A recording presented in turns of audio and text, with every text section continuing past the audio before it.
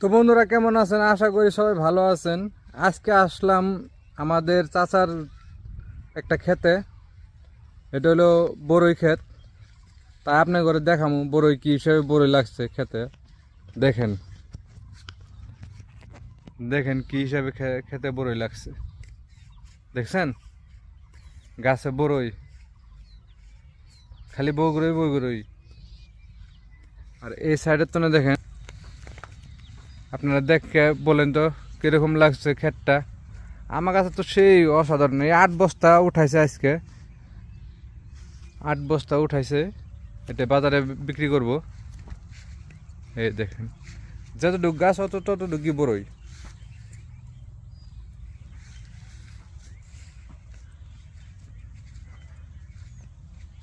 দেখছেন পাইকারি রেট বলে 40 টাকার মতো আছে। আপনাদের এমনি মতো আপনাদের কাছে কত বড়ির রেটটা? আর বড়িটার নাম কি আপনি জানাই দেবেন।